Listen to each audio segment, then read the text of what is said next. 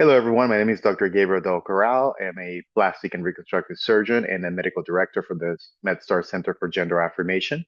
There's been a lot of questions about patients who are perhaps young adults who are considering going to college and deciding to navigate through bottom surgery and what will be the best timeline and what can other support systems can do to help them guide them through this process. So hopefully this guide will assist you in making some decisions moving forward. So we want to make sure that we divide this into a small samples of information, starting with understanding your options, where we talk a little bit about the different surgical approaches and recovery timelines and how can they fit with your academic goals.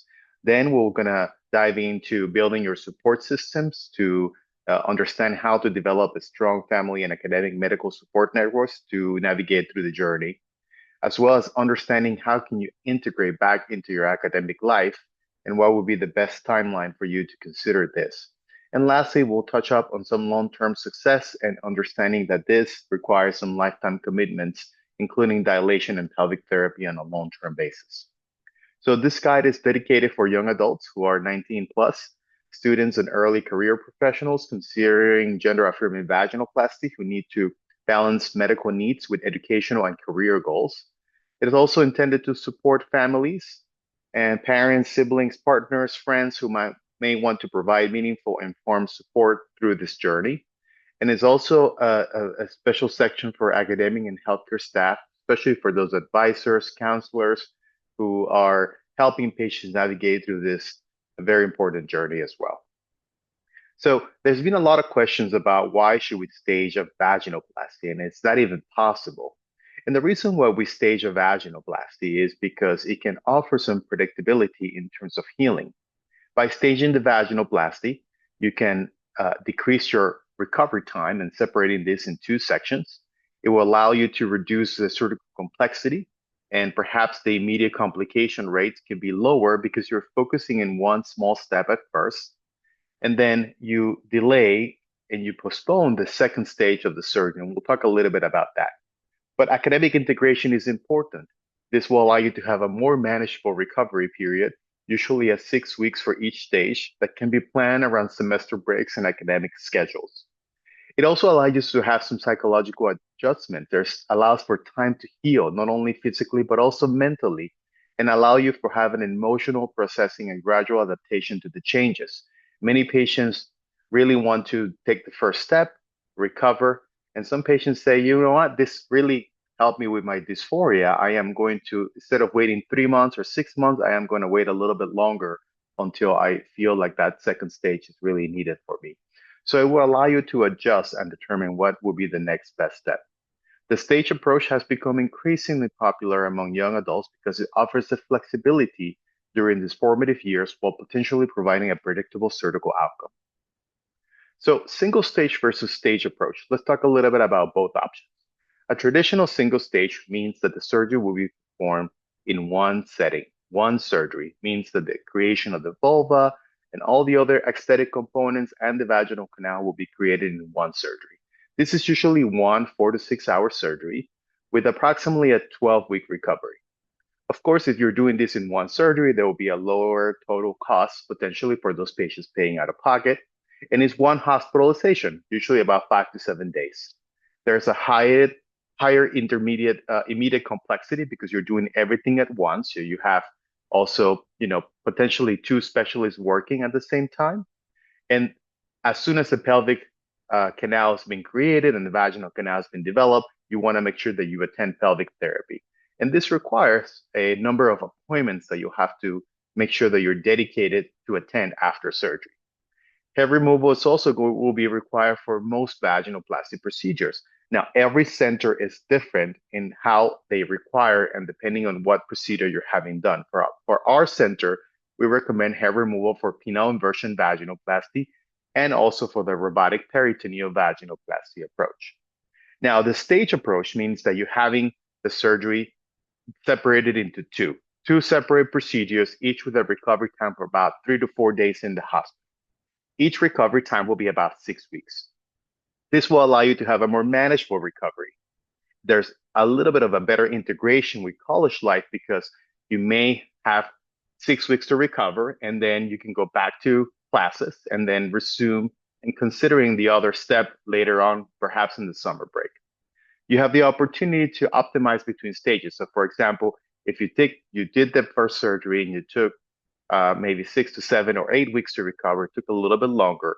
Well, this will allow you to make sure that you plan a little bit better for the next one. Perhaps your pain control had to be adjusted. Perhaps you needed to increase your nutrition. Perhaps it took you a little bit longer to stop using any vaping or nicotine. So it does allow you to prepare a little bit better for that second surgery.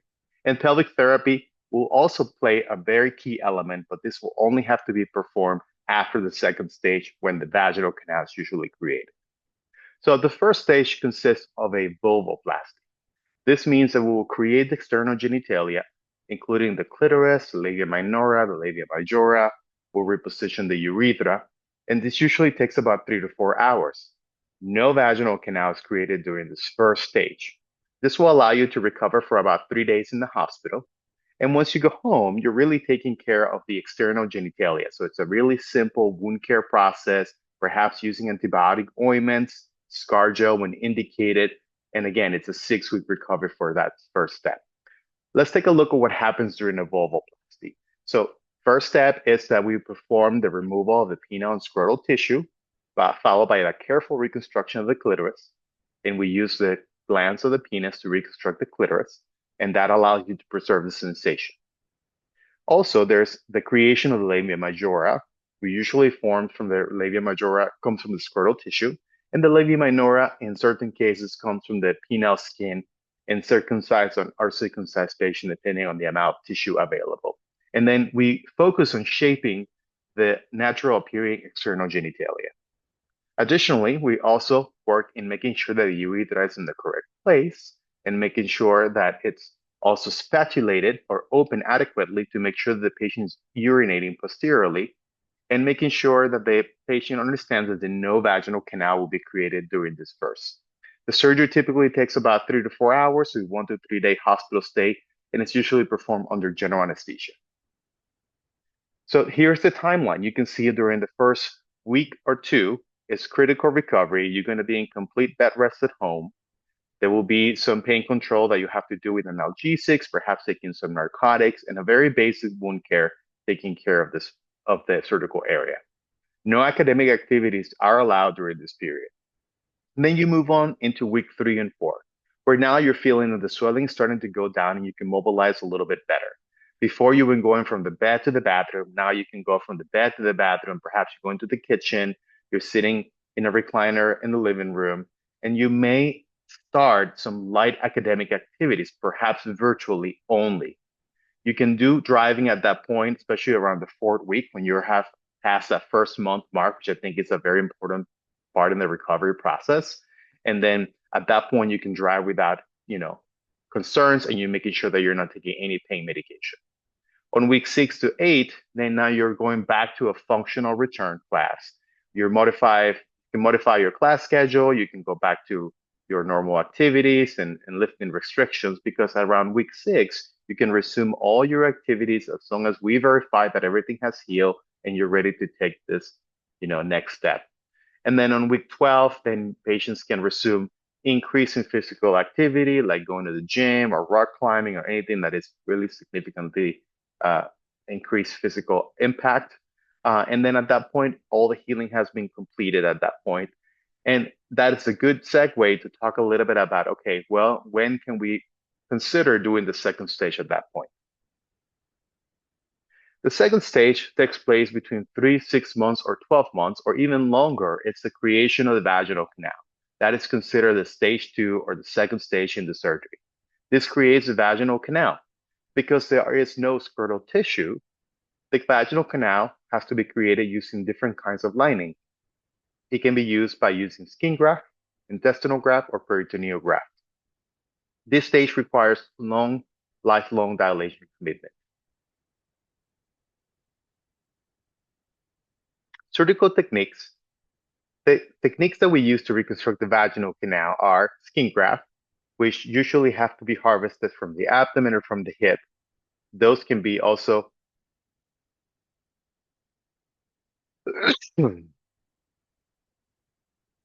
Surgical techniques usually is performed once the second stage has been initiated. There's no longer any more scrotal tissue to create the vaginal canal. So the options are either using a skin graft, which comes from the groins or from the abdominal area if there's enough tissue.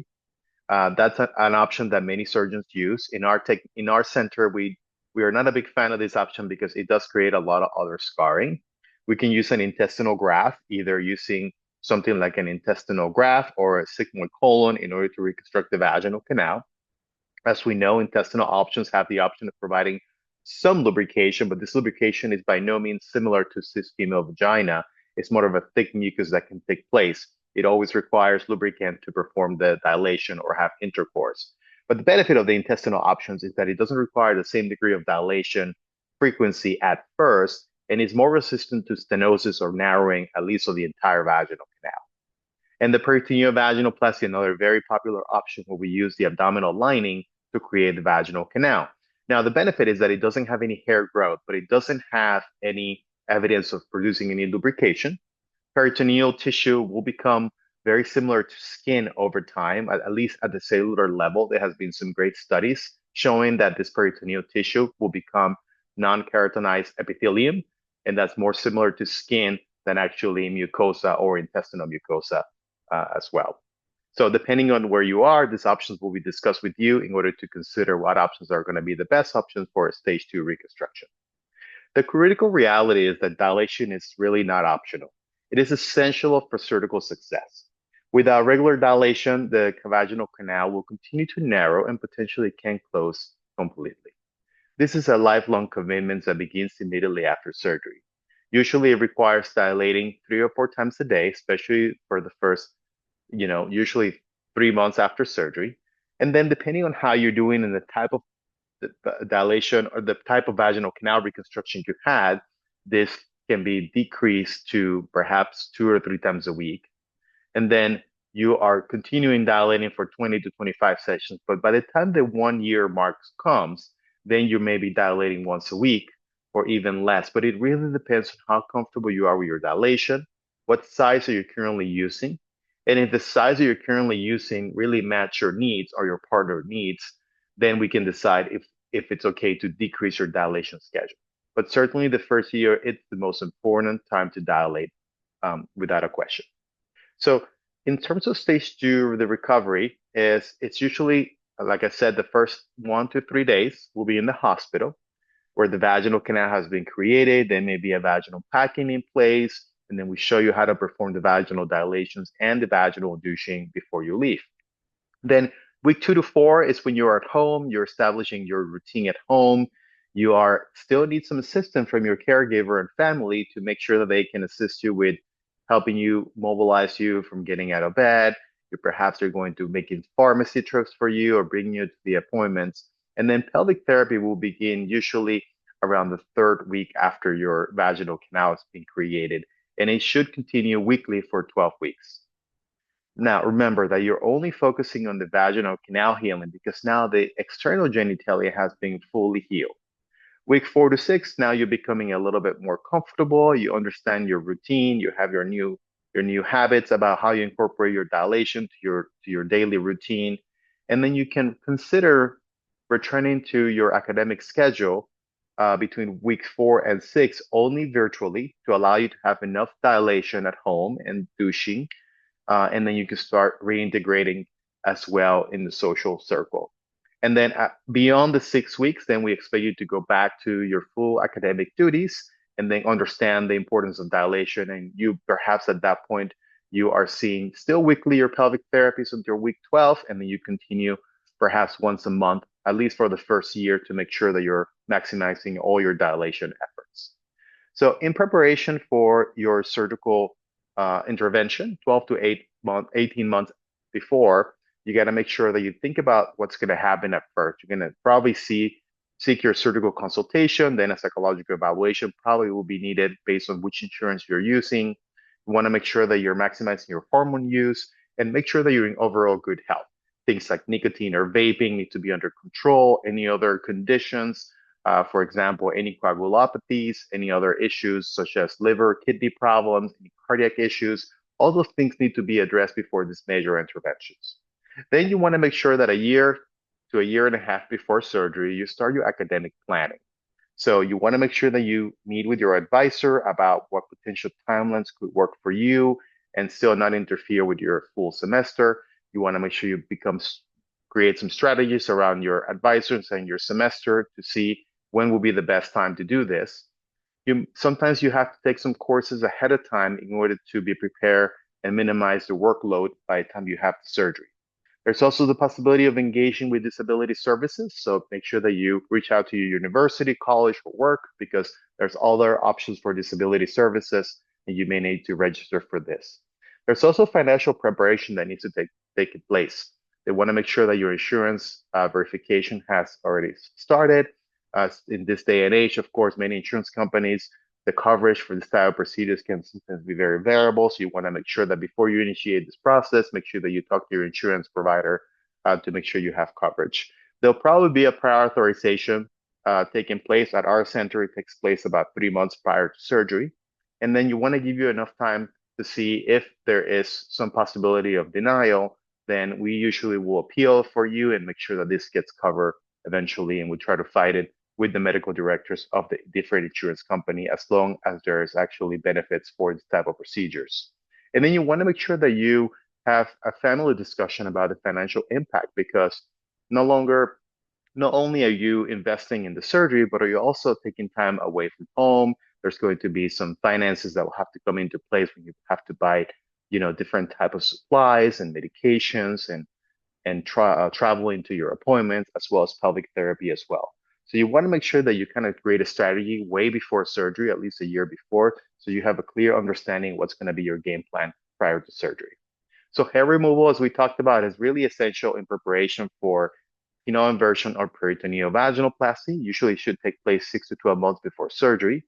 And then usually most centers, we actually will give you a little template of the areas to be targeted prior to surgery. And usually 1 to 2 months prior to surgery, we want to make sure that you're completing all the hair removal and make sure that it's completely minimized. In our experience, laser hair removal or electrolysis can be beneficial. We did a study a few years ago showing that electrolysis was actually much more successful in treatment of the hair in preparation for vaginoplasty. We all understand that hair removal is not cosmetic and is medically necessary. However, many insurance companies, at least in our state in Maryland, they do not cover hair removal, unfortunately. So this carries a lot of cost for our patients, unfortunately. Some other out-of-state insurance companies may cover this, and we're happy to provide you with a letter of medical necessity if that helps for your insurance process or verification process. So this is something that you want to make sure that you're navigating with family support or friend support, or you have to have some sort of support network because it's very difficult to navigate through this by yourself. There's an educational responsibility that we have to understand, and we want to make sure that your family is aware about the process, understanding the medical necessity for this procedure. Many family members want to know what are the research outcomes and understanding that they're involved in the surgical consultation as well. So we always invite our patients to bring a family member at the time of consultation, and we definitely require for a family member or a friend to be there in that pre-surgical appointment that happens about 2 to 3 weeks prior to surgery to make sure that they are super aware of what's going to happen and some of the things that they'll have to help you.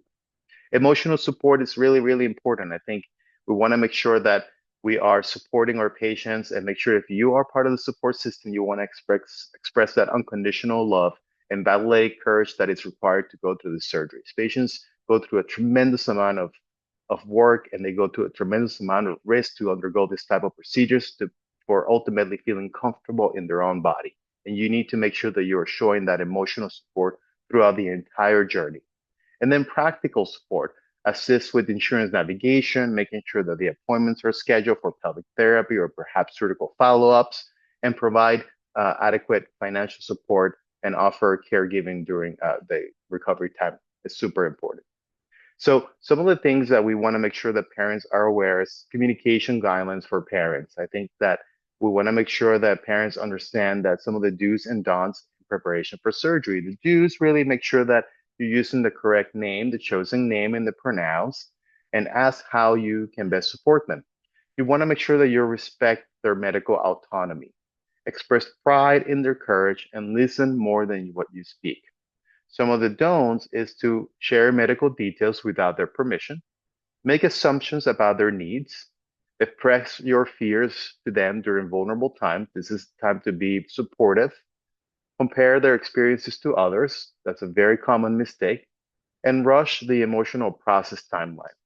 Remember that your young adult is navigating a significant medical process while also managing college, relationships, and future planning. Your support should empower their autonomy while providing safety and love. What about sibling and extended family support? Well, there's three components: educational preparation, emotional support, and practice assistance. Educational preparation really entails to research transgender experiences independently, try to understand the process rather than burden them with your family member with education, and understand that this is medically necessary healthcare. Emotional support using the correct names and pronouns, challenge any transphobic comments from others, maintain normal family relationships while providing the extra support. And practical assistance is always helpful. Offer transportation, be there for them, help with meal preparation, recovery, rights, provide companionships, and maintain any family traditions. Financial planning is also very important. We only work with your insurance company, but there are some other centers that do take self-pay, and the average cost is shown in the slide. And it's definitely something that requires a lot of support financially if you don't have insurance company to navigate and obtain this surgery uh, and have adequate accessibility to the surgery. Academic planning strategy, I think, make sure that you, for your pre-surgery semester, reduce the course load to 12 to 13 credits maximum, avoid high stakes or laboratory intensive courses, and build professional relationship early. Surgical timing, plan stage one during winter break, perhaps. Make sure that you have 6 weeks, and you can plan stage two during the summer break. You can consider medical withdrawal policies as a backup option. Remember that after stage two, you're going to have to go frequently to see your pelvic therapist. So going to navigating through this during the summer break makes sense to allow you to have enough flexibility to do that. And then post-surgery integration, gradual return to full course load is allowed. Remember what we talked about before. I think having that virtual option, around the week 4 to week 6 is very nice for patients. And after week 6, you can probably resume back to your normal academic requirements. Working with disability services can also be very helpful. There will be a registration process. Make sure that you register early in the planning process with adequate medical documentation. They probably will require you to bring any letters of readiness or any mental health history. Understand confidentiality policies and request accommodation letters for relevant courses. So, for example, if you have had a vaginoplasty and the vaginal canal has been created in stage 2, and you have a course that requires you to sit for longer than 2 hours at a time, you may need to request your teacher or your academic advisor to have adequate intervals to allow you to get up and move around. There's also a very important privacy during dilation. I think many of our patients require that private space to dilate, and sometimes that's very difficult to do in a college dorm. So having those accommodations can be really helpful to maximize your dilation efforts. So as part of the key accommodations, extended assignment deadlines are also important. Excuse medical absences. Make sure that you have adequate testing arrangements. Perhaps you need to take some notes, taking support by making sure that those notes are provided for you to do virtually so you don't have to be in class. And then you may need to do some housing modifications to allow for proper dilation and douching in privacy. And most centers, including our center, will provide you with any letter that you need to support this type of accommodations. In terms of campus housing considerations, private bathroom access is very important. This is essential during recovery periods for wound care, dilation, and comfort during healing. Accessibility features are going to be really important. So ideally, you want to be on the ground floor or having a reliable elevator access in a quiet environment. You want to make sure you have adequate kitchen access for nutrition management. Make sure that you're not on a very high floor where you have to go up and down the steps, especially during the early recovery phases. And make sure that you communicate with your roommate on honest discussion about the timeline, the needs. Privacy boundaries during recovery are super important. Communication, if signs of depression or unusual behavior can be really helpful. So you want to make sure that they're teaming up with you and making sure that they are part of the process because either you may have not built that relationship yet with them, but making sure that they are there for you and assist you through this important process of genital reconstruction is going to be extremely important, especially during the first couple of months after surgery. So managing college social life, you can see here a few comments of our patients of how they felt during the surgery. I decided to tell my close friends about my surgery timeline so they could support me, but kept it private for casual acquaintances. Joining LGBT organizations, student organizations helped me connect with people who understood my experiences and could offer practical advice. Another patient said, I learned to plan social activities around my dilation schedule, and my real friends were understanding and supportive. So, again, very, very, very important. Another important thing is to recognize any complications. So, you want to make sure that you seek immediate medical attention for any of the warning signs, such as infection or bleeding concerns or urinary problems. And at our center, we provide you with specific instructions on what to look for in it at each step of the way. Infection signs are something that, fortunately are quite unusual to develop an infection, but you want to look for fevers or unusual odor or drainage. Bleeding concerns, although spotting and even some bleeding can be quite common, heavy bleeding saturating more than 2 pads should not take place. But we navigate you through steps. If you were to encounter bleeding, what do you do? In case of an emergency, usually we recommend packing the area or even using a tampon. And then you may still see some urinary problems, inability to urinate, perhaps burning or pain, because UTIs can be quite common. So how do you prevent them? We provide you with specific guidelines about increasing your fluid intake, cranberry supplementation. It's important to make sure that you're very clear in how to perform adequate hygiene because the urethra is now much shorter, which can make you very much susceptible to developing UTIs. So some of the emotional recovery challenges is that patients can get a little bit into the post-op surgical blues or post-surgical depression, which is related to a lot of anesthesia effects and sometimes to the narcotics, as well as the process that they're going through the recovery. Recovery anxiety can be really also very common about your healing. Perhaps things are not looking the way you thought it would look. They're very swollen. They're very surgical looking. They also can be adjustment with frustration, impatient with limitations and being limited to bed and not be able to move around. There's also a process of body image changes where you have to adapt your physical changes during the healing process. And there's also will be a social relationship shifts because many friendships or family dynamics will change to this. So it is important that throughout this process, especially after surgery, you continue engaging with a transgender experienced therapist through the recovery process because a lot of the feelings that I'm showing on this slide are very common during surgery, and most of those patients will actually navigate through them without discomfort and pass through and then continue to have and live happy and enjoy the results. The long-term dilation is really a reality. It's a lifelong commitment that becomes part of your daily routine, like brushing your teeth. The key to success is establish habits and integrating this to the schedule into your life from the beginning. Usually dilation takes place during month 1 to 3, 3 or 4 times a day. And then between month 4 to 12, it can be reduced sometimes to 1 to 2 times a day, depending on how you're doing. And perhaps you're going back to school, you can dilate in the morning, you can dilate at night. But after the first year, we want to make sure that we're decreasing that dilation frequency, especially if you're doing well. Usually happens 2 or 3 times a week, or sometimes even less, depending on the type of vaginoplasty and your dilation progress so far. Sexual health development. There is physical development and ongoing gynecologic care, two important long-term things that we need to discuss. So it is very common to initially feel some numbness, and usually the sensation returns usually 12 to 18 months. It's not uncommon for you to have even some numbness around the clitoral area, although the clitoral sensation returns pretty quickly. The sensation around the thighs or the labia majora can also be very variable, and it can take about a year and a half to fully return. Sexual activity planning should be clear by us. Usually it is okay to start sexual activity vaginally about 12 weeks after your surgery.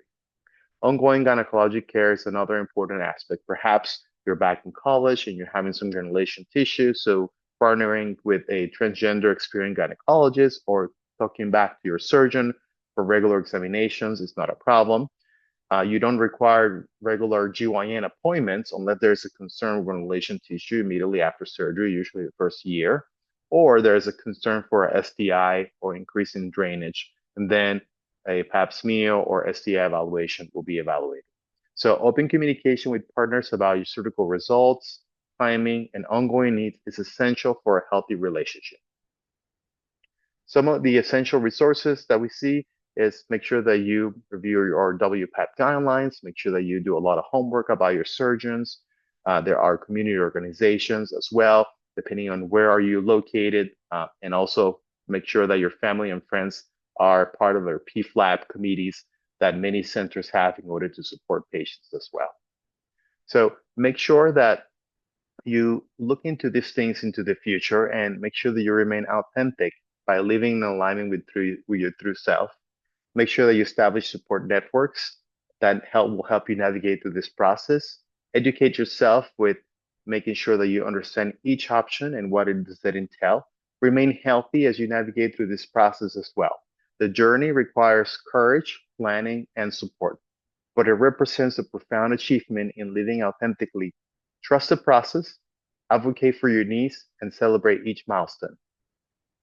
And remember, you're not alone. Every person's experience is unique, and this guide provides general information that should always be supplemented by individualized medical advice from a qualified healthcare provider. Your healthcare team, family, and community are partners in this journey toward authenticity and well-being.